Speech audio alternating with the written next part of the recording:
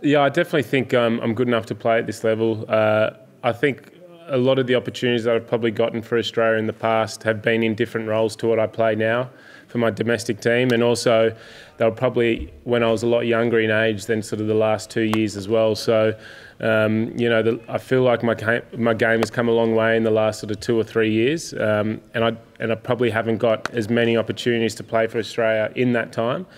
But really looking forward to this opportunity coming up now.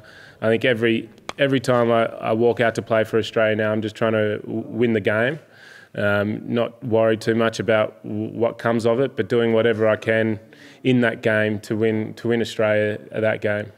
To be honest, I guess there's no, when you're playing the game and when you're playing for Australia, there's no real sort of ranking as what's the most important. You're just trying to do your job that's needed for that game. So, I don't really know where it sits exactly, but I know it's an opportunity for me to play cricket for Australia and to win a game and hopefully win a series if we play well enough.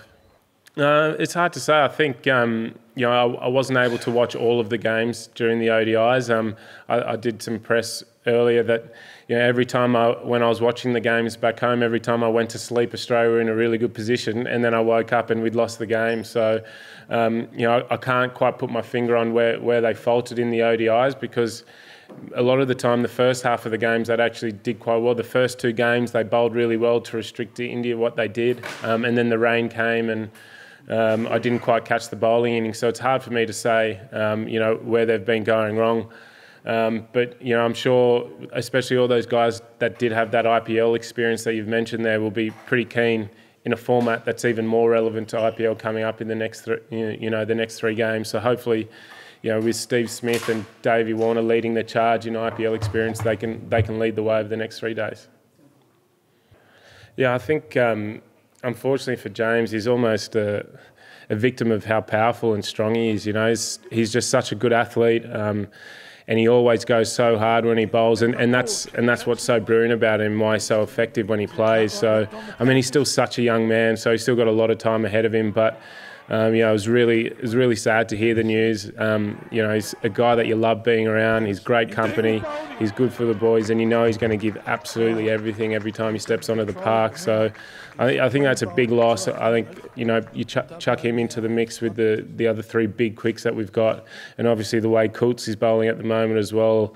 It's a pretty sort of formidable bowling attack for the home summer if he's fit. So that's a real shame for James and for Australian cricket as well.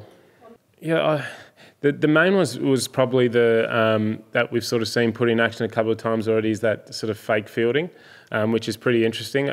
It's sort of be interesting to see, because some guys obviously, when you're chasing a ball out to the boundary, they might actually think they're a chance of getting the ball and dive and then pull out at the last minute. So it'll be interesting to see where the grey area sort of stops there, because there are some times where those dives are definitely not in the spirit of the game, but there are also some times where the fielder probably generally thought he was a chance. But it'll be interesting to see how that pans out.